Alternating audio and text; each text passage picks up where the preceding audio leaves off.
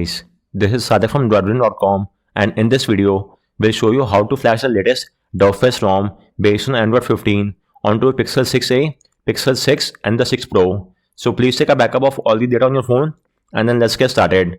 First off, get hold of the latest Android SDK platform tools from my guide and extract them onto your PC. This is required to execute ADB commands. So get it from my link and extract them. You may extract them anywhere you want. We have done the extraction in C drive, and as you could see, these are the files of platform tools. Once you're done the extraction, you will now have to enable USB debugging and OEM unlocking. Debugging is required for ADB command, whereas OEM unlocking is required to unlock the bootloader on your phone. So let's now enable both this toggle. For that, go to the settings menu, then go to about phone and tap on build number 7 times. You will get a prompt that you are now a developer. So go back, go to system, and you should now see developer option. Go there and enable the toggle next to OEM unlocking as well as USB debugging. You will get a prompt on your phone, tap on OK. You might get one more prompt, so in that prompt tap on allow, and with this debugging is now enabled. Let's verify the same. So either type in CMD in the address bar of platform tools and hit enter, or go to the start menu, type in CMD and then type in CD space, copy the path of platform tools folder and paste it here, and the change directory has taken place to the platform tools folder, as you could see. Now type in ADB devices and verify that you're getting an ID. If you're not getting any ID, then unplug and replug your phone from the PC. Disable and re-enable USB debugging. Tap on revoke USB debugging. Use the official USB cable that came with your phone and use the USB 2.0 port on your PC. So carry out these USB fixes and verify that you're getting an ID. Once you're getting this ID, your next course of action is to unlock the bootloader on your phone. Do note that unlocking the bootloader will wipe off all the data and it might make the warranty null and void as well. If that's well and good, you could refer to a guide and the video and get this job done. Simply boot your phone to Fastboot mode and then use the Fastboot flashing unlock command. You will then get a prompt on your phone. So use the volume key to highlight unlock the bootloader and press the power key to confirm. With this, the bootloader will be unlocked and you will be taken to the OS.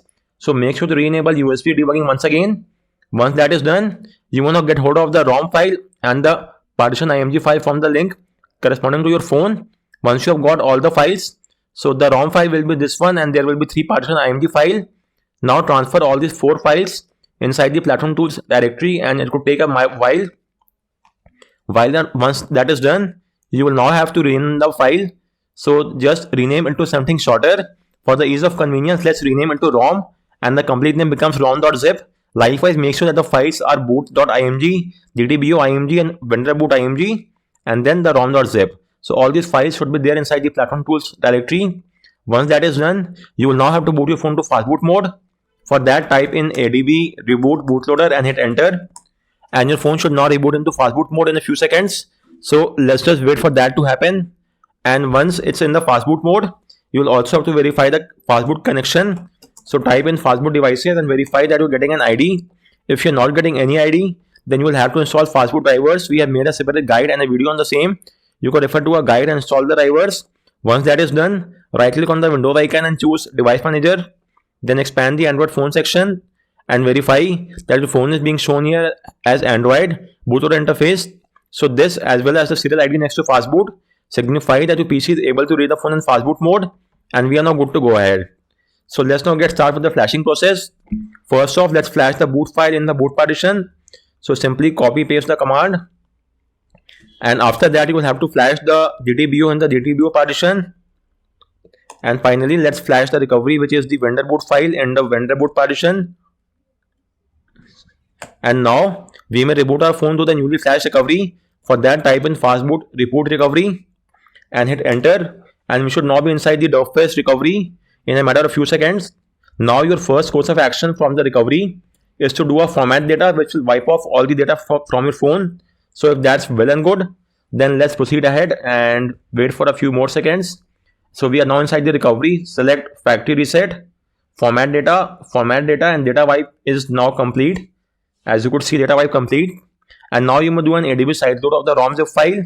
So go to the recovery home screen, select install update, ADB sideload, and you are now inside the sideload mode. Let's verify the same. So type in ADB devices and verify that you are getting the sideload keyword, as you could see. So now type in ADB sideload file name, which in our case is rom.zip, and hit enter. And the flashing of the ROM file will now start, which could take up to around 6 to 8 minutes. So let's just wait for that to happen. So guys, the flashing is now complete.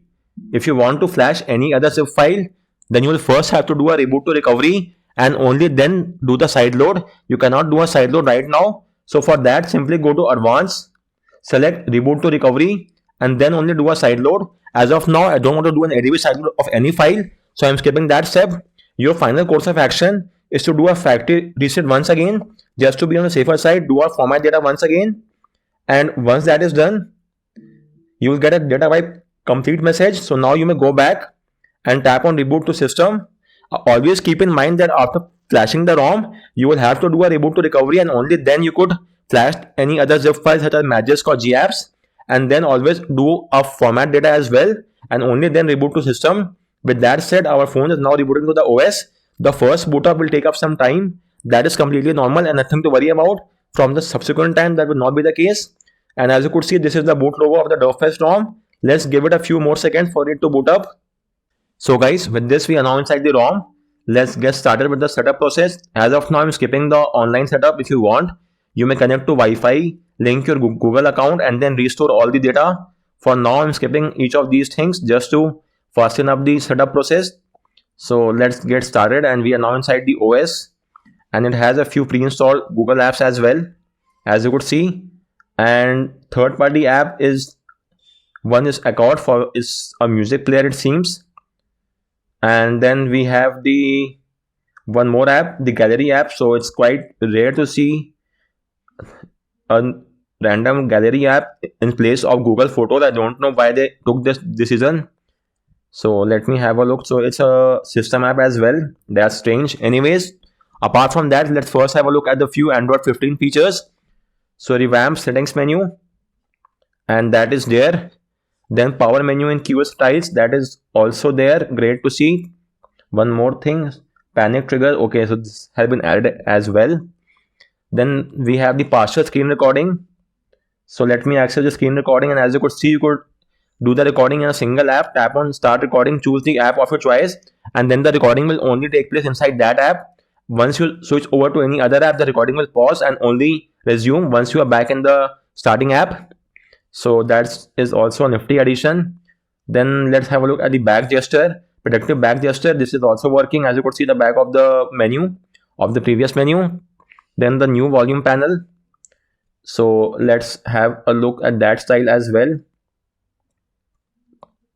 So this is the new volume UI, as you could see. Then you could also add a new device over here or access the settings menu of the volume from here. Then apart from that, next up we have the battery information. Let me have a look at that. So it should be in the battery section. Battery information, this is also there. So most of the battery information is given right here. You no longer have to use a third-party app for this job. And then private space. So for private space, you will first have to set up a screen lock. That should be there in the privacy. Let's set a screen lock. For the ease of convenience, let's set a pattern lock at least. It will be easier for me to type in. And once that is done, let's now set up the private space. So go to private space, confirm your lock, and now you could either set up the same lock which you use for the lock screen or choose a new lock. It's recommended that you choose a new lock pattern for the private space, which I am doing right now. This is my existing lock screen pattern, and now I'm going to choose a new pattern. You may choose the pattern, pin, password. It's completely up to you. I am just choosing a pattern for the ease of convenience, and this will be my new pattern for the private space. And let's skip for the fingerprint, and the private space will now be made in a few seconds. So let's give it time and tap on done, and private space is now here, as you could see in the app drawer. Tap on it, confirm your password, and with this you are now inside the private space. As you could see, these are the app, and you may also add new apps to this space. Likewise, once the work is done, tap on lock, it will be closed. However, as you could see, the private space will still be shown in the app drawer, but there is an option in which you may even hide the private space from the app drawer as well. To hide this from here, tap on the settings icon, lock icon, and then tap on its setting icon. Then go to hide private space, and there's a button to disable the toggle. Well, as of now, that option is missing in this ROM for some reason. I don't know why. In other ROMs I have seen there is a toggle right here. You just have to enable the toggle and the private space will be hidden. And after that, you could only open the private space from the search menu. So in the subsequent build, this issue will be fixed, and then you may easily hide the private space using that, and then you may only access it either from here or from the settings menu of the app. And then apart from private space, let's have a look at the taskbar. It's only there on some custom ROMs and under miscellaneous. So the private space, the taskbar is currently missing. So it's not a cause of a major concern because taskbar is mostly in the tablet and foldable phones. But still, I have seen in quite a few custom ROMs like as of late. But for now, it's missing from this. It's not a cause of major concern. And now let's have a look at some of the DerpFest Android 15 features as well. So as you might be aware, DerpFest provides a clean stock UI experience similar to how you get in the Pixel UI. So there aren't any major customization tweaks in DerpFest ROM. And this is everything. Apart from that, we go to wallpaper and style. Then change the shortcuts from here in the lock screen at the bottom left and right of your screen. Then you may change the icon shapes in the status bar as well. Let me enable a few icons, DND, airplane mode, and let's say flashlight. And keep a tab at the top right, and you will see the icons being changed. As you could see, outline, and this is Pavlova UI. So let's choose it and hit apply. Give it a few seconds, and as you could see, it's applied. Apart from the icon shape, we have the font style as well. So there are quite a few font styles that you could choose from. There are way too many fonts. Whatever font you choose will be applied across the entire UI and UX of the OS as well as third-party and system apps. So make the choice accordingly. Then you have the fingerprint animations as well. Well, that's quite great to see. Let me show you the animation. But for that, I will first have to add a fingerprint, and that is done as of now. Tap on done, and that should be sufficient. And now let's have a look at the fingerprint style. I'll be using an incorrect fingerprint just to show you the fingerprint animation for a longer duration. So go to the wallpaper and style section, and from here scroll down fingerprint animations, and let's go with the bloom. Then lock the device, unlock it, and let me use an incorrect. As you could see, this is the bloom. Then let's use another one, and let's go with wormhole. Give it a few seconds, and let's check out the result as well. Incorrect one, and this is the wormhole fingerprint. And then apart from that, McLaren, this also looks quite nice. So as you could see, finally, let me choose one last fingerprint, and let's go with Genshin, and let's have a look. So again, this is quite interesting. So these are the various fingerprint styles that you could choose from, animations. Then apart from that, you may also tweak a few other privacy options on the lock screen. You may show or hide the fingerprint animation, show or hide the battery bar, now playing music. Then double tap to check phone, double tap to lift phone. All of these will lead to additional battery drainage. So make sure to enable it accordingly. You may also enable the AOD as well. Then apart from that, you may go to the home screen, and you also have the few lock screen clock style as well, which you could choose from. You can choose any one of your choice. Then you may change the wallpaper, and whatever wallpaper you choose, the same color theming will be applied accordingly. For example, let's go with this one, and if you set the wallpaper, then the theme will change to the green. As you could see, it's based on the new Material UI theming engine. So let's choose any other clock style which is at least visible. This is the only one which we could see on top of the wallpaper. Then you may also change the color from here as well, as you could see, and you have a few other color options over here. Then you may enable or disable the dark theme from the bottom, and the theming will change accordingly. And if you go to the home screen, you may enable the themed icons, and you may also increase the total number of apps being shown in the app grid. So go to app grid, and at the very max you could choose up to 6x6, but 5x5 is the one which I usually go with. So let's choose that, and it should then be applied. Going back, we have the icon style which we have done. The icon shape is also there. So let's go with Pebble and hit the apply button, and it's now implemented. Let's have a look. So as you could see, this is the new icon styles, and that's just about it. There are a few other tweaks in the home settings, so let's go there. These are the icons which we have already changed. If you have a third-party icon style, you could choose from here. You could increase or decrease the size of the icon and the label as well. Then in the home screen, you may enable double tap to sleep on an empty. So let me have a look at that. So that's working well and good. Double tap to wake is also working quite well and good. And apart from that, dark status bar on home screen, Google search bar, you may sure hide the search bar at the bottom dock. As you could see, it's now gone. This is quite a handy option as well. Then in the app drawer, you may also force enable theme icon in the app drawer.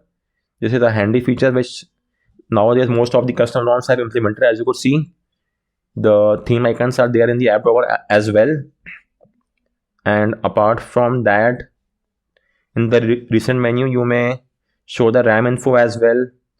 And you may add a couple of other options such as screenshot, Google Lens. As you could see, these are the various options of screenshot, Google Lens, RAM info at the bottom. Finally, we have a few miscellaneous tweaks as well. Allow home screen rotation. Then you may hide the app from here. Background blur, enable or disable it. And once you have implemented the required home screen launcher settings, you may do a launcher restart for the changes to take place. And then only the effect will be applicable. So guys, on that note, we round up this video. If you have any queries with regard to any of the steps, do let me know in the comment section. And thanks a lot for watching.